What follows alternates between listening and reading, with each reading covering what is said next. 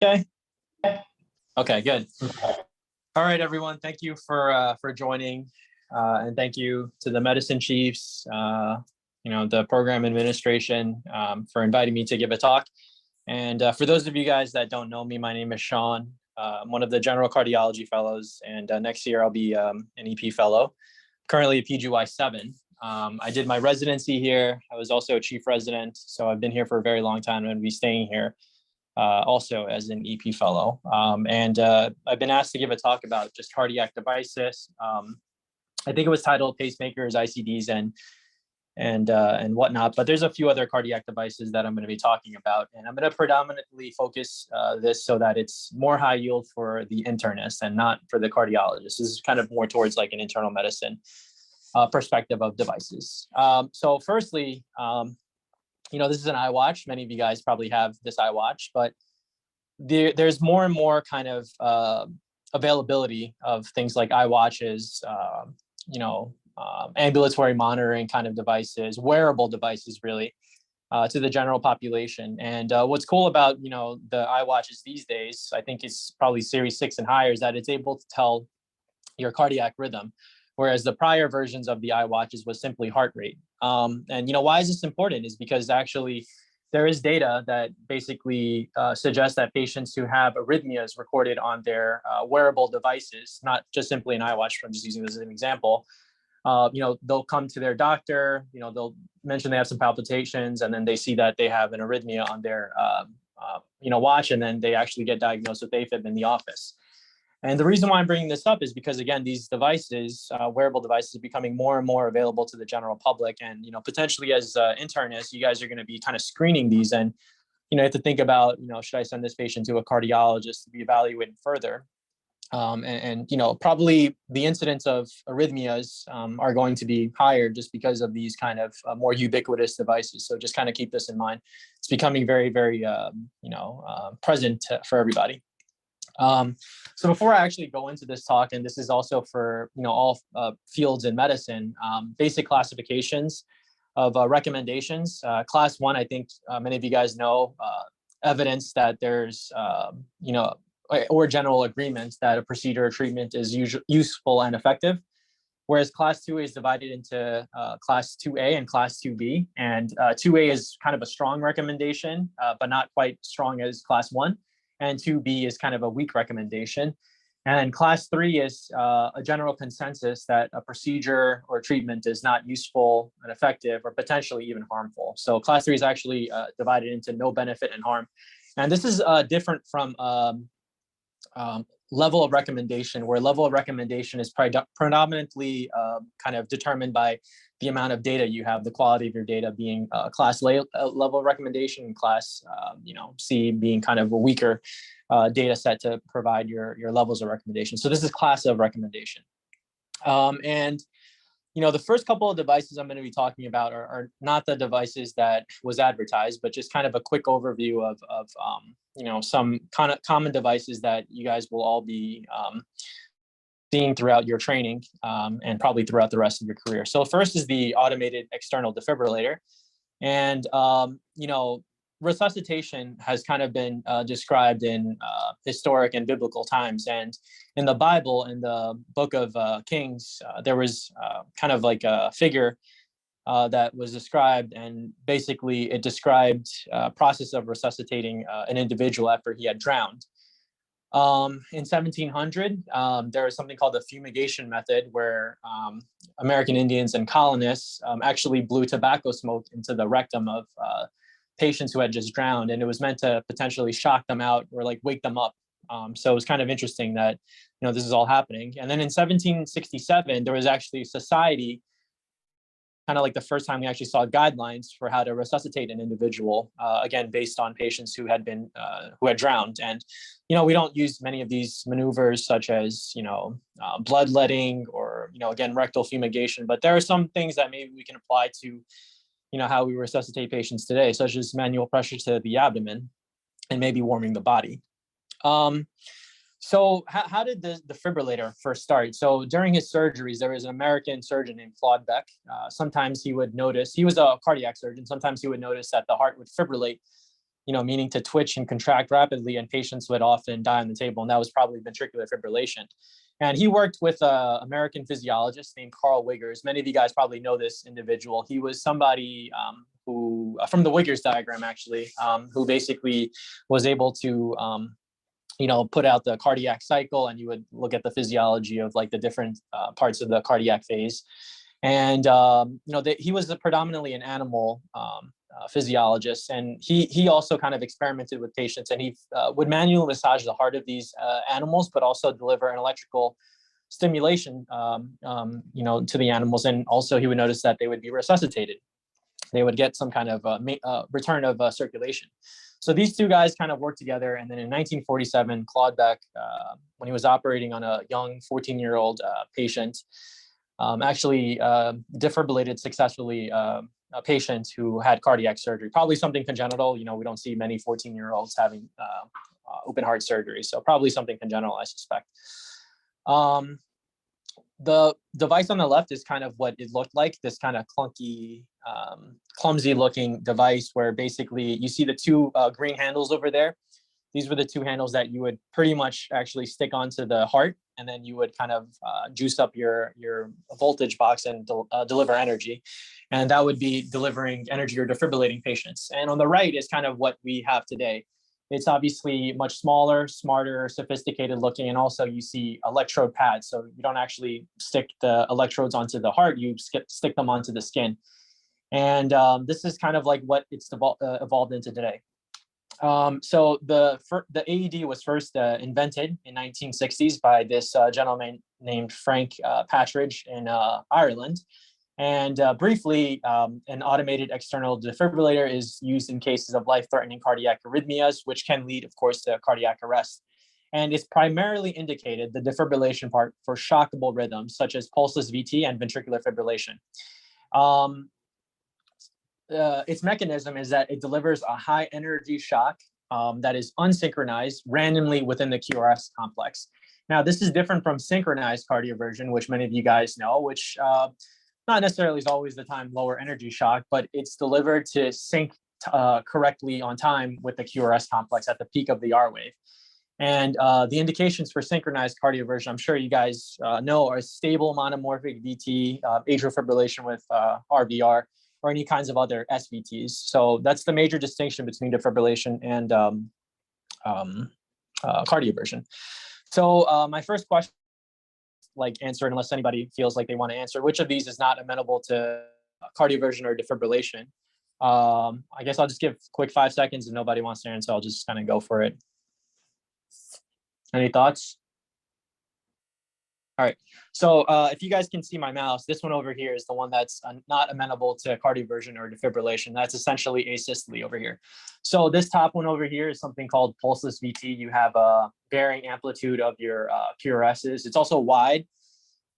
It's very different in morphology, each one. So this is polymorphic VT. This one over here is torsades, where you see a short sequence followed by an R wave, probably on the T wave over here, and then you see this twisting of this QRSs, and it's also polymorphic VT. It looks very similar, but again, this is how it initiates. This is a VFib over here, very, very fine, wide QRS complexes, nothing organized at all, just very chaotic. Stable monomorphic VT is the one over here, and this one is AFib RVR. You don't see any P waves. There's an irregular ventricular rate, and there's no atrial activity over here. So defibrillation is, of course, very important. Much data is out there in that delaying defibrillation after VF cardiac arrest decreases survival, and that's seen in this kind of indirect relationship over here. Every minute you delay defibrillation, there's a decreased percent of survival. So the advantages: it's easy to use, voice assistance these days. And the machines are able to analyze rhythms and advise a shock if it's warranted. What's cool about these machines are that some of them are semi-automatic, meaning that it requires the operator to push a button, and some of them are fully automatic, where you can take out the physician from the device completely, and just the device will sense what the rhythm is, and then they will just the machine will just kind of deliver the energy depending on what the rhythm is. That's pretty much it about AEDs. Next, I'm going to talk about kind of the wearable devices. And I alluded to this when I talked about your Apple iWatch. So this is something called a Holter monitor, which I think many of you guys know. And Holter's event monitors kind of all fall into the category over here of ambulatory monitoring. So that's why I titled that. And briefly, a Holter monitor is a modality of ambulatory EKG, and it's a portable device essentially made for cardiac monitoring. It was invented, of course, by a physician named Norman Holter, first in the 1950s and made for commercial use in 1962. And the mechanism of a Holter monitor historically was that it was able to capture data for about 24 to 48 hours. I can tell you right now that whenever we have cardiology clinic, we kind of use the term Holter and event monitor interchangeably. You can pretty much order an event monitor for 1 week. You can order a Holter for 1 week, same kind of thing. But historically, the Holter was meant for much shorter periods of time. And of course, the benefit or the goal of the Holter monitor was to detect arrhythmias such as PVCs, bradycardia, AFib, etc. And Holter monitors come in many different kind of flavors, 3 leads, 5 leads, 7 leads, 12 lead Holter devices. So you can really capture a lot of electrocardiographic data depending on how these devices work. Many of the Holters that we have in clinic these days is probably like just a single lead Holter where you just kind of see a rhythm strip. And obviously the advantage is you wear less leads. Obviously, the more leads you need, you have to have the patient actually wear more leads. So a lot of the ones that we have are almost like stickers, like patches. So when do we use a Holter? And you can see that these guidelines are pretty old, from 1999. And I'll obviously share new data. But many of the 1999 or the older principles guidelines for these kinds of things still carry on to what is recommended by the ACC and AHA today. So for Holter monitors, the major class 1 indications are for unexplained syncope, near syncope, episodic dizziness, in whom the cause is not obvious, or for unexplained recurrent palpitations. I won't go over class 2D, but I will go over class 3 in that if you suspect that the syncope, the symptoms or the palpitations, if you don't necessarily believe that it's arrhythmic in nature, you don't have to put in a Holter monitor, of course. So the advantages of Holter monitors, they're non-invasive. It can save a lot of cardiac rhythm data, and it's a relatively inexpensive, device.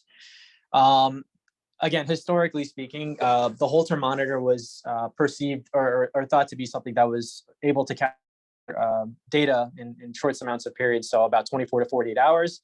And many of the Holters actually required some kind of patient compliance. So they actually had to be aware of what kinds of symptoms they felt, and then they could actually push a button, and one could correlate their symptoms with the arrhythmia being recorded. So it does require a little bit of patient kind of understanding, and also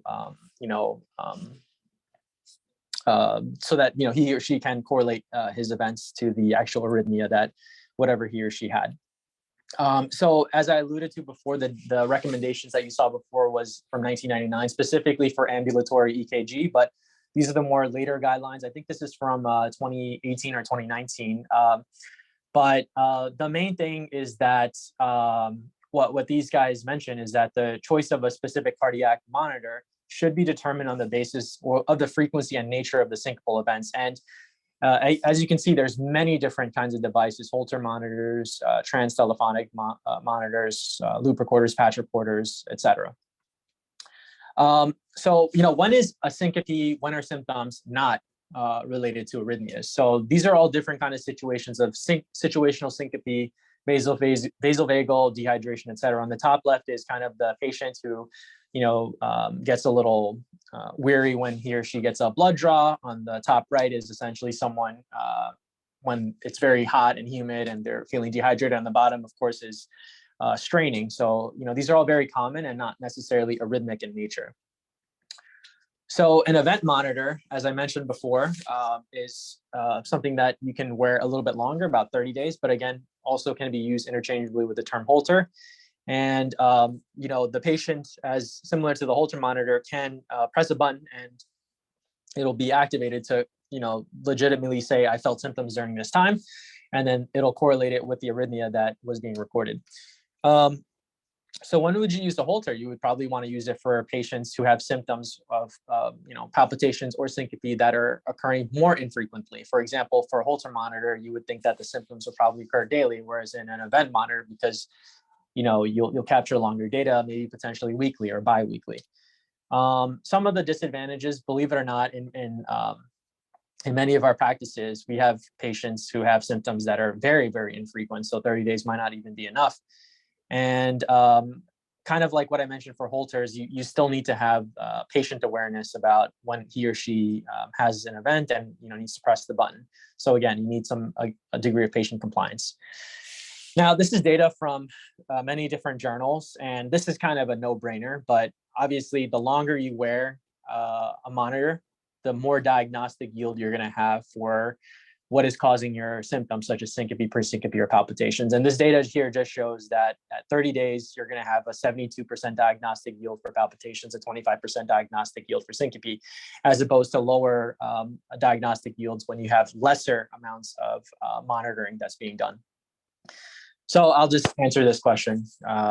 But basically, 35-year-old guy, 6-month history of intermittent palpitations. He has symptoms of palpitations once a week with no consistent pattern. And, he occasionally becomes lightheaded with the palpitations, exercises pretty regularly. And he has no family history of sudden death, and he doesn't take any other kinds of medications. And his physical exam and his vital signs are completely stable. And his EKG, I don't have it here, but it's completely normal. What is the most appropriate testing option? Would you do a 30-day event recorder? Would you do an echocardiogram, an exercise stress test, or a 24-hour Holter monitor? And you guys can just press the whatever you guys want to answer. But the answer here is a 30-day event recorder.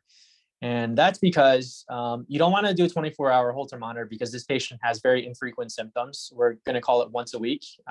So really a 24-hour Holter would not capture that kind of data.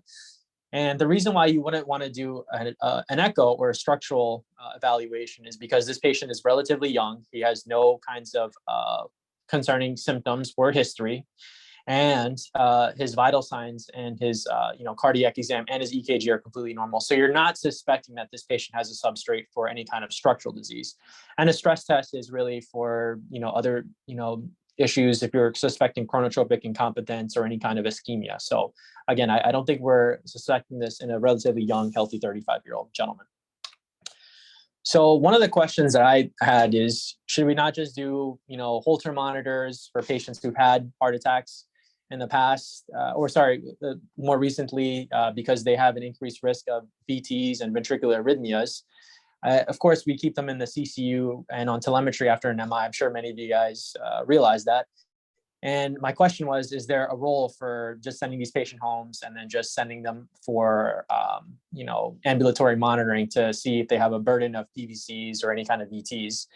And the answer is no, really. We keep them in the CCU and telemetry also, not just to, look for their burden of VTs or whatnot, but they can also have mechanical complications after an MI. So what I want to try to kind of portray is that the data of the evidence really of basically having patients being followed by a Holter monitor after an MI, if they have things like PVCs or VTs, does it lead to more death? And it really doesn't. If you see right here, these patients had EKG monitoring specifically after an MI, and really their positive predictive value for predicting death or sudden death was really, really low. So the answer is really no, there is no real indication to monitor patients after an MI with any kind of Holter monitoring or ambulatory monitoring.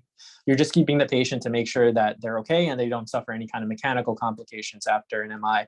And of course, to see if you're concerned about any kind of restenosis or any kind of further ischemia. So that was kind of the superficial stuff about automated external defibrillators and wearable devices. Now I'm going to be kind of talking a little bit more about the brunt of this talk and kind of what's more high yield for the internal medicine people when you guys see patients in cardiology and whatnot.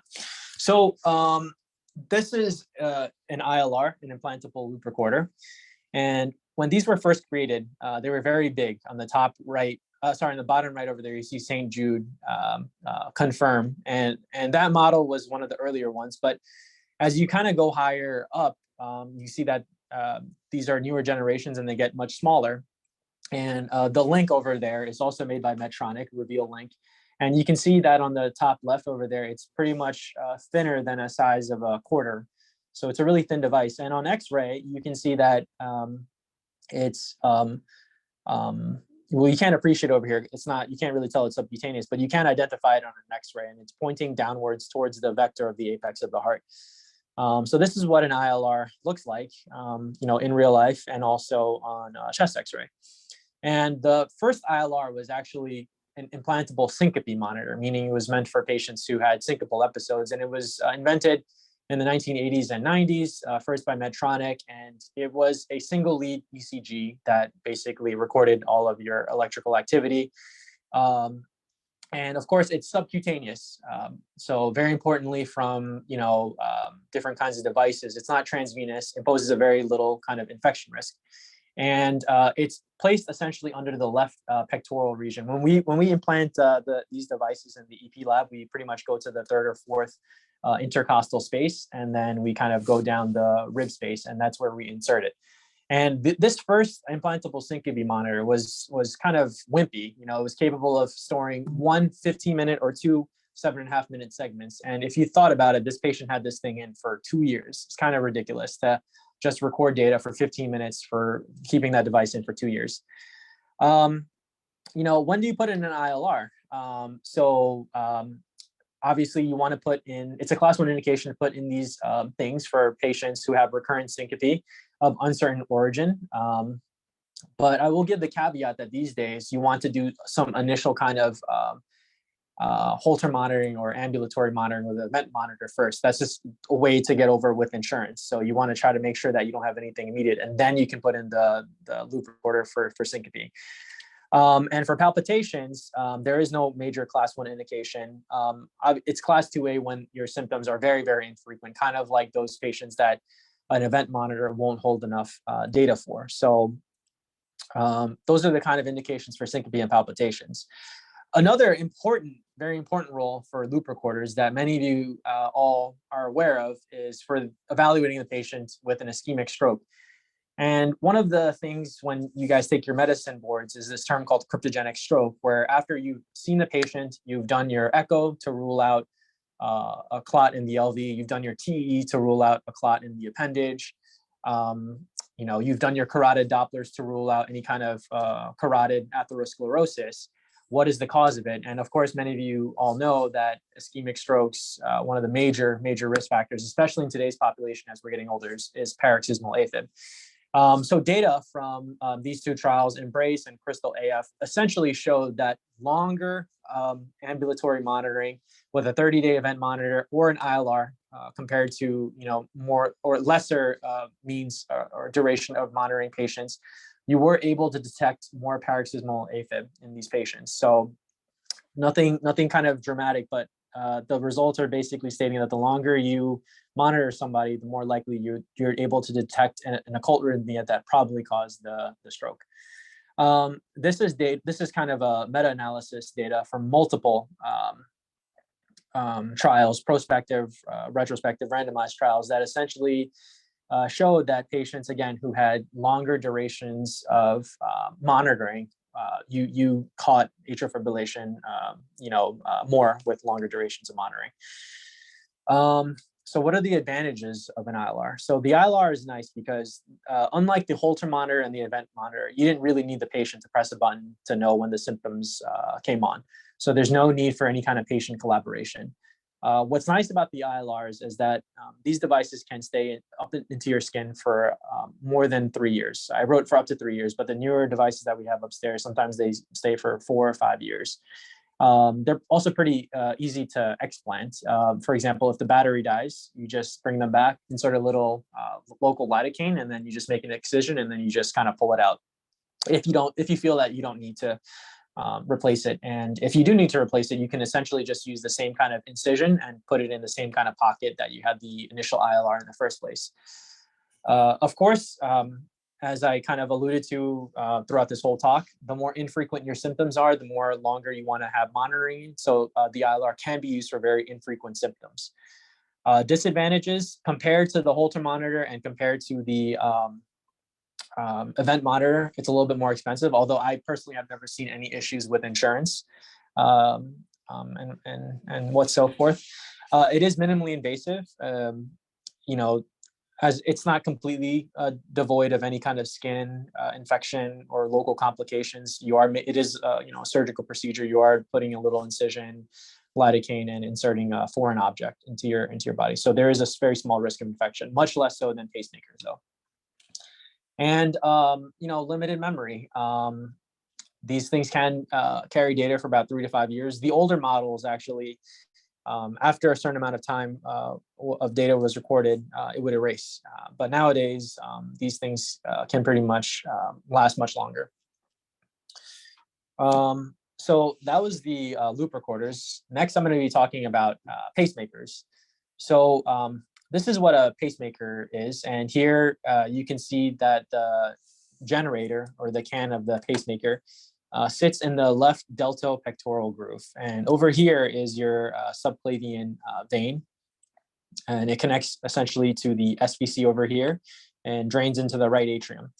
And you know, the pacemakers I'm referring to are transvenous, meaning that you'll get venous access through the subclavian vein and then enter the heart.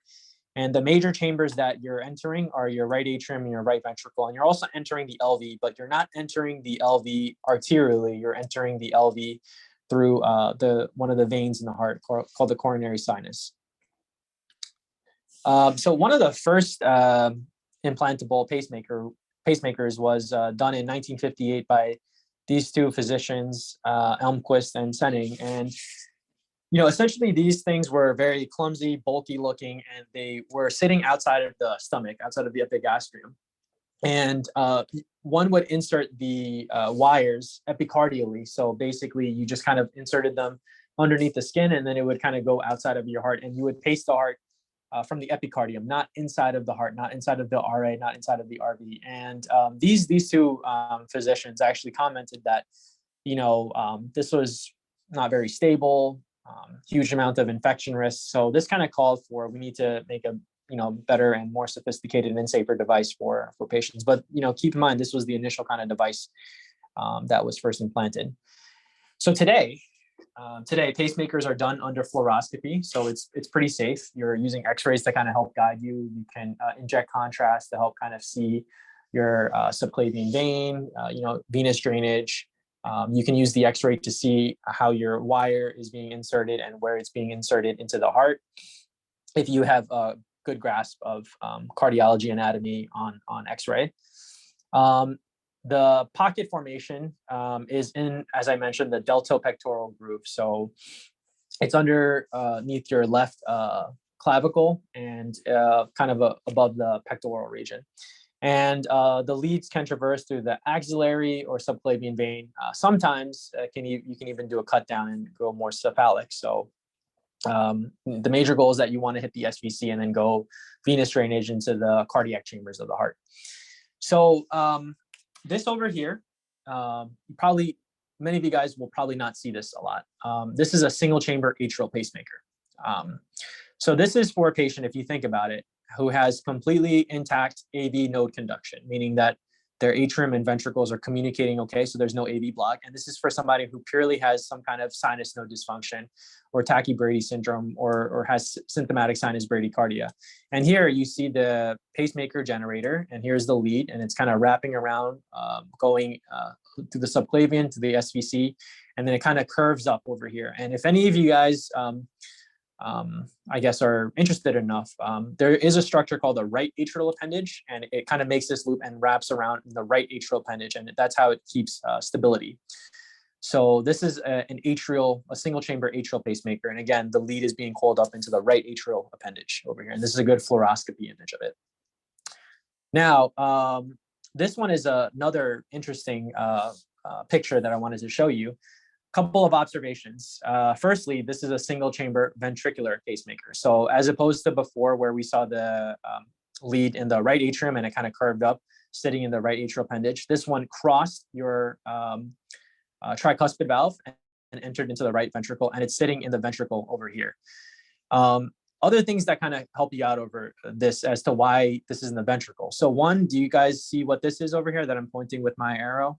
I can see your faces, so if you guys just want to nod yes. Yeah, okay, good. So this is basically your aortic valve. And over here is essentially, this is a ball and cage valve. This is a mechanical prosthetic valve.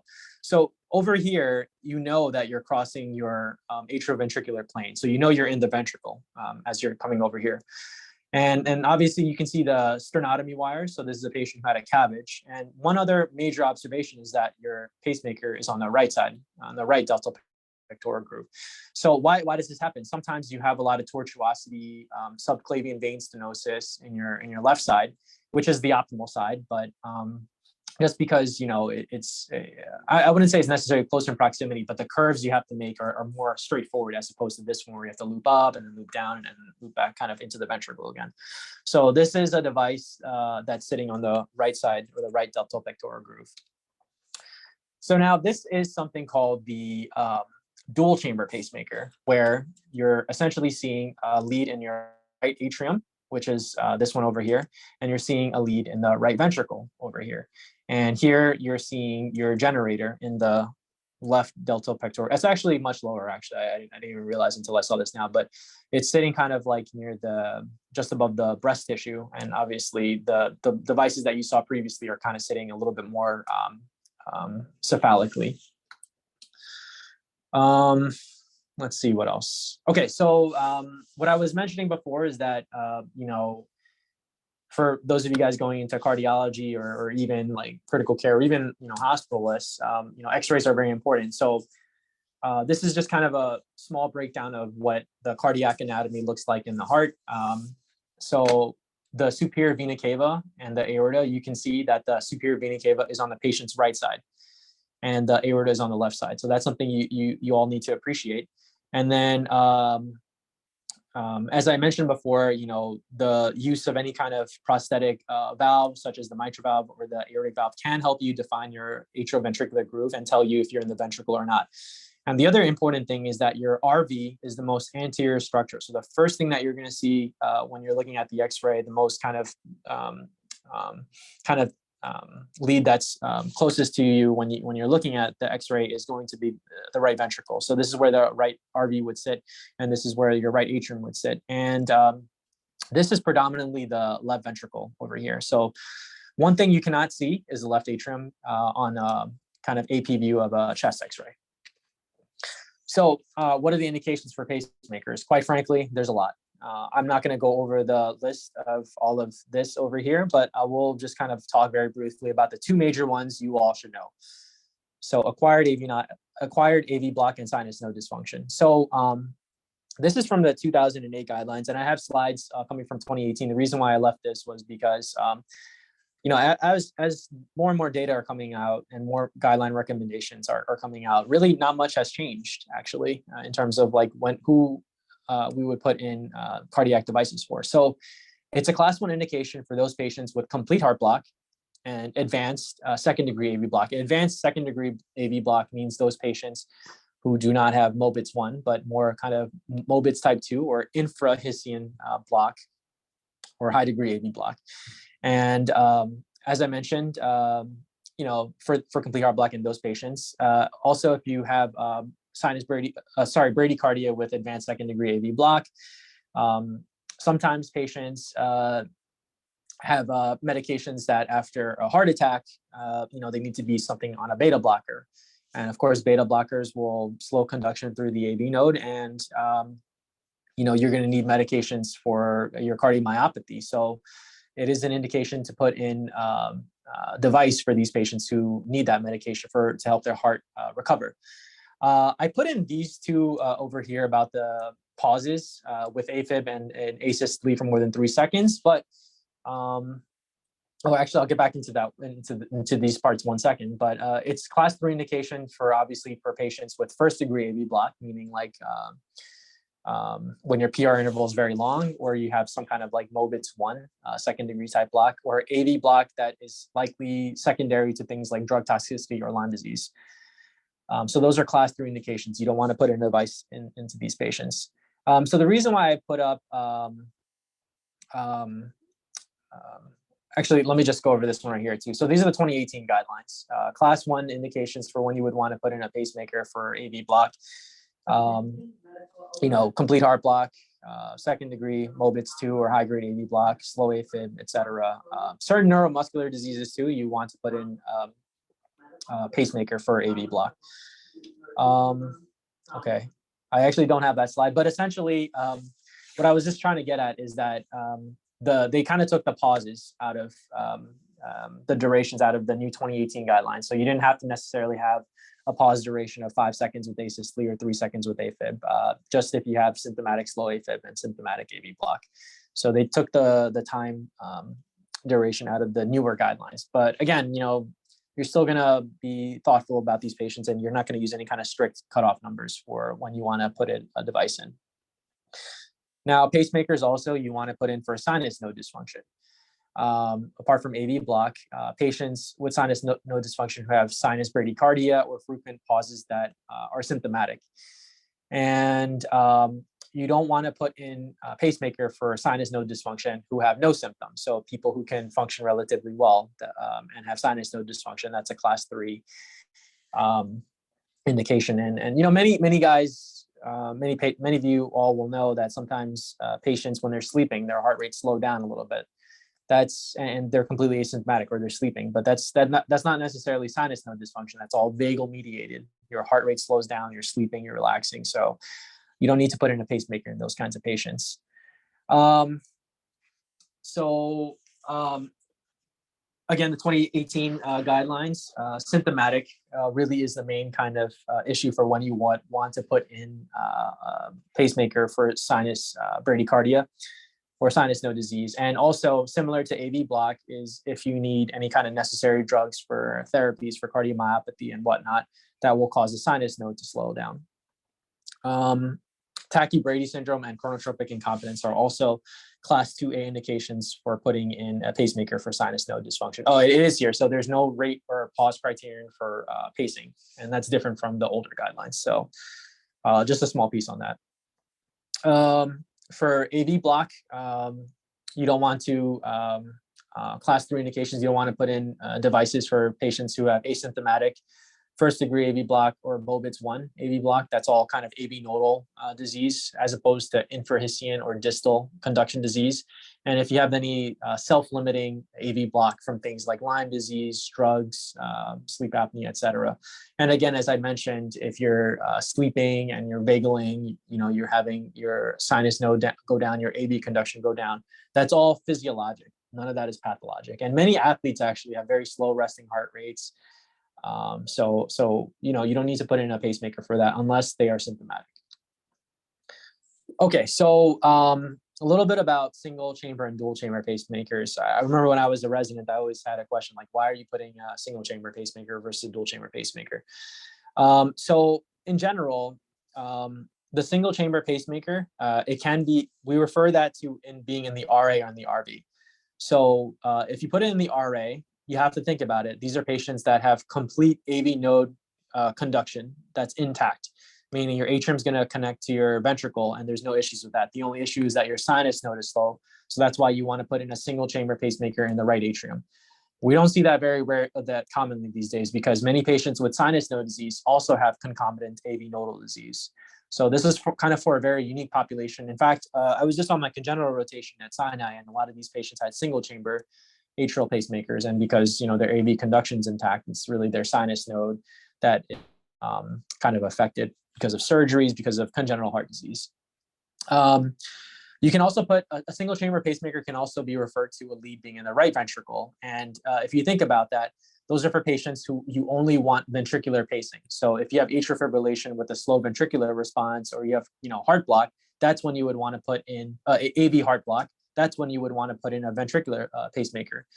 However, there's this concept of pacemaker syndrome where basically you're not timing the contraction of the right atrium with the filling of the right ventricle, and you're timing it very asynchronously, and that can cause fluid to kind of go back up, and it can cause symptoms such as heart failure. So that's something called pacemaker syndrome. If you have a single chamber ventricular pacemaker, that can lead to dysynchrony and predispose to pacemaker syndrome. Now, dual chamber pacemaker helps mitigate that kind of pacemaker syndrome, or I don't want to say prevent it, but it helps kind of make it so that it doesn't become as common, and it preserves the atrioventricular synchrony, and it preserves normal kind of physiologic heart function compared to single chamber ventricular pacemakers. And that's why you want to put it in for patients who have AV block. It's a class 1 recommendation for dual chamber patient pacemaker for patients with AV block. So kind of to summarize what I just said, there is no role for a single chamber atrial pacemaker for patients with AV block. Again, that can be deadly. If you're just pacing the atrium without any AV nodal conduction, you're not really doing anything. You're going to die. The ventricular chamber, single chamber pacemaker, these are for patients that you want to, you're desiring a ventricular rate response. And AFib is a very common one for where you want to put a ventricular chamber pacemaker. And dual chamber pacemakers, again, it's for AV synchrony. You're going to feel better, improve hemodynamics. And if you develop pacemaker syndrome, actually, that's a good idea to upgrade your your single chamber atrial pacemaker to a dual chamber pacemaker to increase AV synchrony. I think this is all the same kind of thing over here. So one of the questions that I always had is, these days I mentioned that patients with sinus node disease also have AV nodal disease, but is dual chamber pacing actually helpful? And, if you think about it, we talked about the physiology, you're improving the synchrony. There was data from the MOST trial that actually showed that there was no difference actually in terms of its primary endpoint of all-cause death or non-fatal stroke. So it didn't really improve mortality, but it did improve patients' symptoms. So this is kind of the benefit that you derive from dual chamber pacemaking. That's it about pacemakers, and this is going to be kind of the last portion of this talk. This is about defibrillators. And very, very similarly to pacemakers, you have a device that's sitting in your left delta pectoral groove, and you're doing the same exact access. You're accessing the axillary cephalic or even subclavian vein, and then you're going more proximally into your SVC, entering the RA and the RV. So this device here is a single chamber ICD. So a couple of things about how you can tell this is an ICD. So one, if you look over here, I don't want to go all the way back to my pacemaker slide, but you'll see that there are kind of 3 opaque structures, one here, and one here. And this over here is basically for the capacitor. It's kind of like the little storage house for helping charge up the device and basically delivering the shock. The other thing that you can tell, the other reason why you can tell this is a defibrillator is if you look at this lead over here, compared to a pacemaker, it's much thicker. So you can see this part right here. This is all like insulation. It's all kind of wire that's thicker and can carry the shock. And this is why this is a defibrillator. We don't see an atrial lead here. It just looks like this is just kind of thick over here. I think this might be like the model. I'm not 100% sure. But this is just a single chamber ventricular single chamber ventricular ICD. And this is probably somebody who needs sudden cardiac death prevention from either a primary prevention standpoint or a secondary prevention standpoint. So this device, after kind of the AEDs, was also pioneered by, before the AEDs was pioneered by researchers in 1969. And it was a way to constantly monitor rate and rhythm, and it could deliver therapies by way of an electric shock. And this is a nice rhythm strip over here.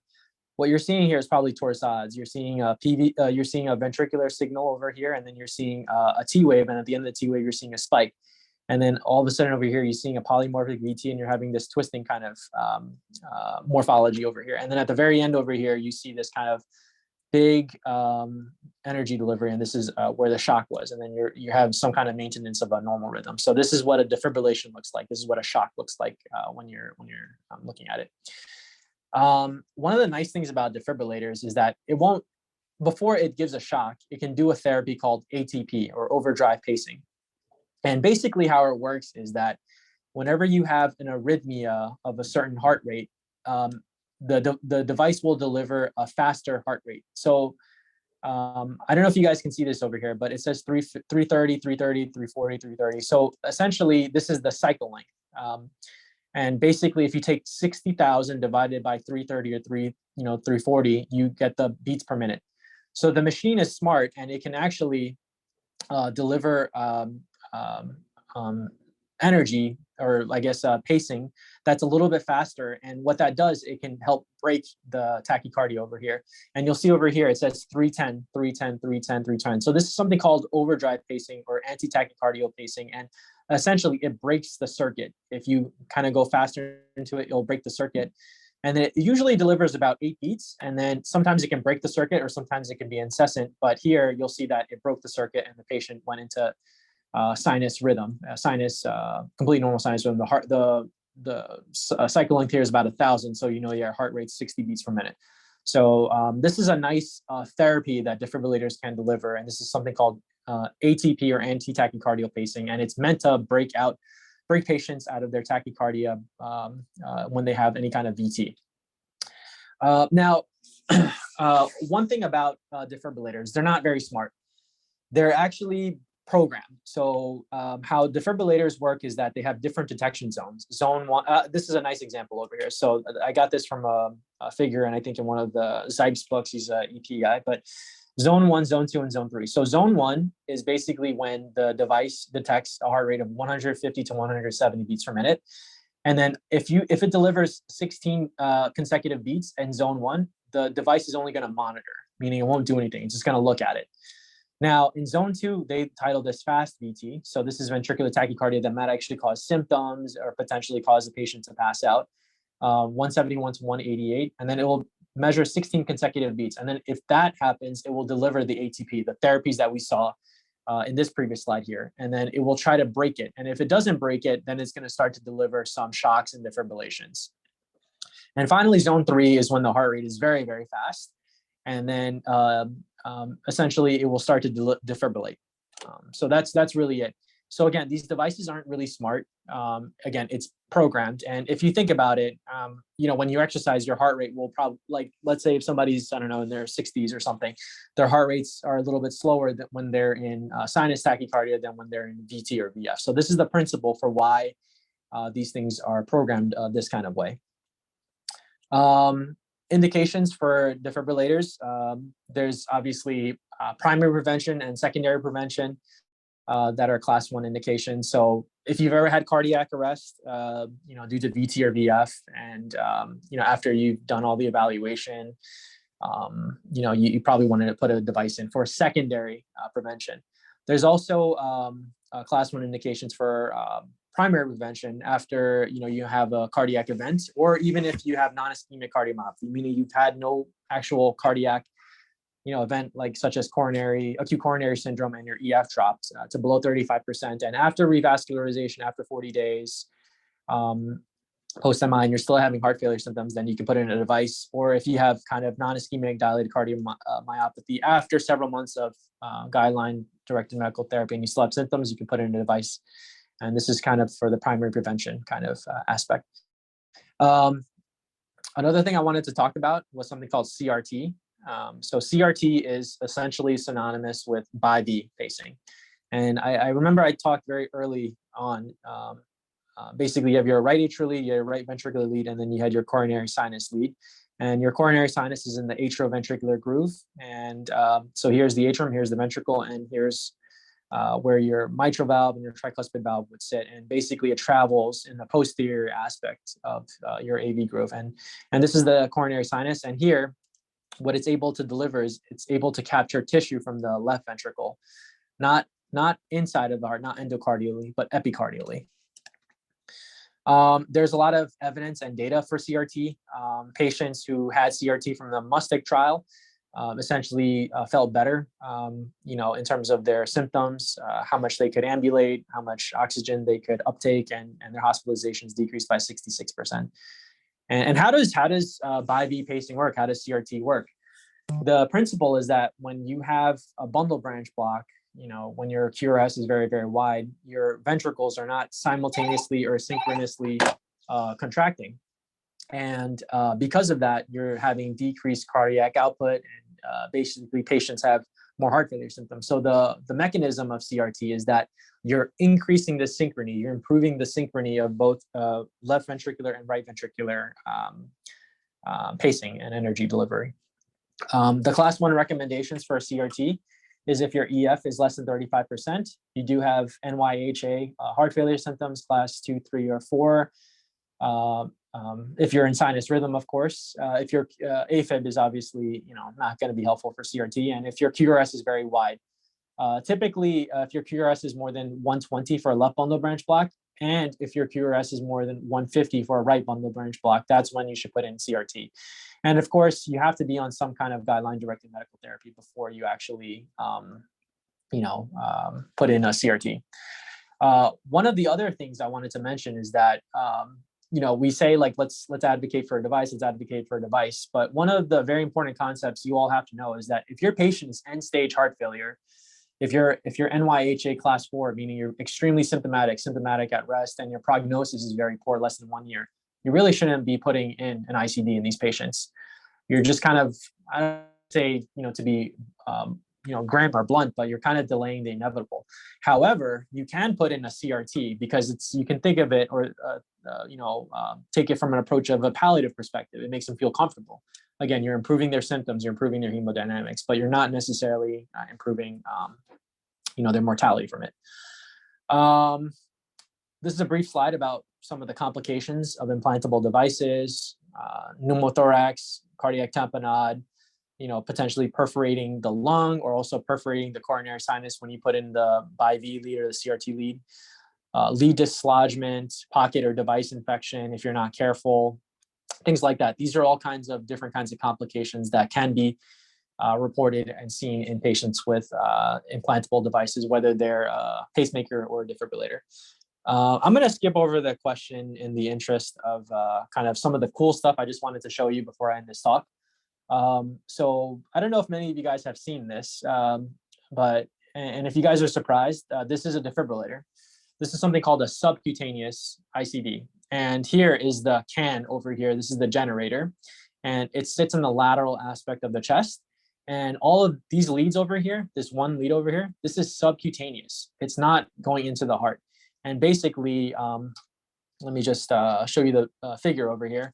But you're inserting this lead subcutaneously under the pectoral muscle, and the can is somewhere over here. And it's basically kind of like the defibrillator pads you're just having always in your chest here. There's a very little risk for infection with the subcutaneous ICDs. There's no transvenous leads.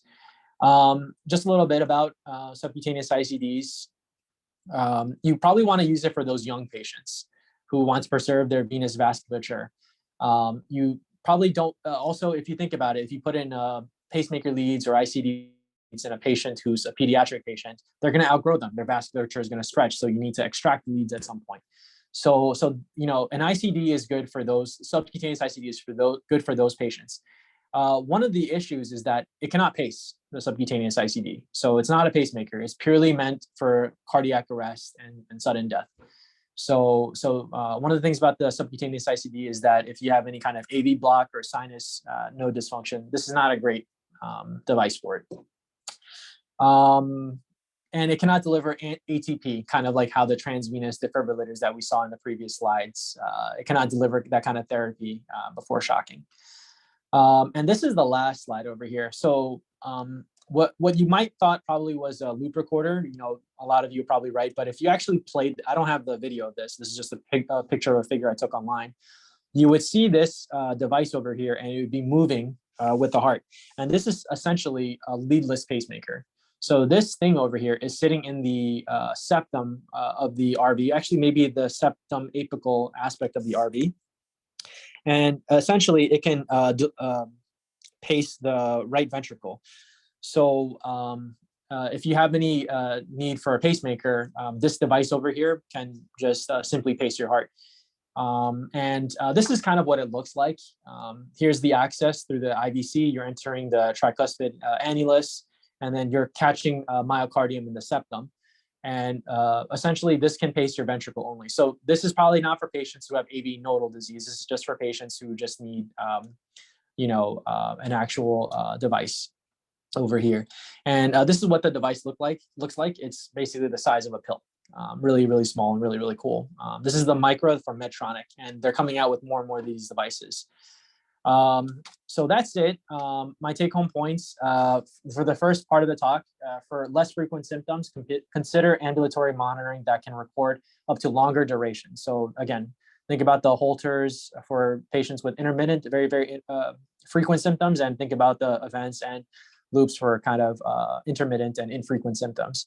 Dual chamber pacemakers are more commonly implanted these days than single chamber pacemakers for better AV synchrony and quality of life, but no improved demonstration mortality.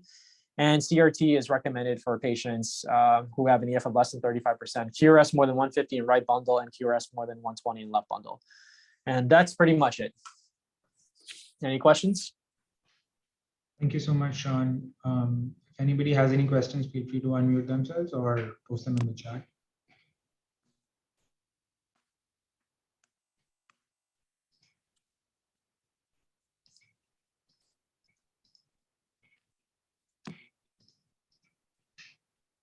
Okay, I see a patient. Sorry, I see a question from someone. If a patient with an ICD has an in-hospital cardiac arrest, should he get an external shock? That's a good question. I think it depends on if the device is, I think, okay, so if I'm thinking about this, it sounds like the device is not working. An ICD has to, deliver therapy if it senses VT or VF. The other possibility, like, again, I'm just speaking like out loud, is this cardiac arrest from a shockable rhythm or non-shockable rhythm? Obviously, the ICD will not fire for things like PEA or asystole. It will fire for VT or VF. So I'm suspecting that, one, the device is not detecting that there is VT or VF. I just wanted to kind of help break this down for you. Let me just go back to this one slide over here.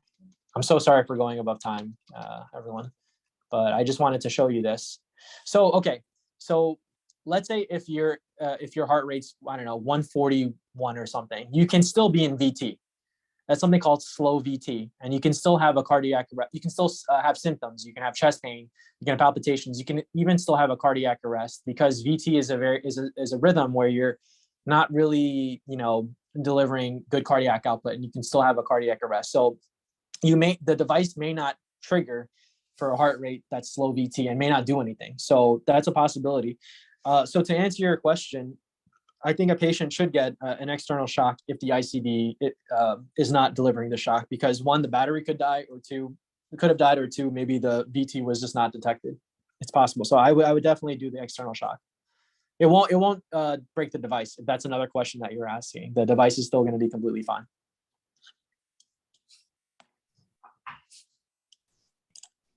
Thank you. Any more questions from anybody?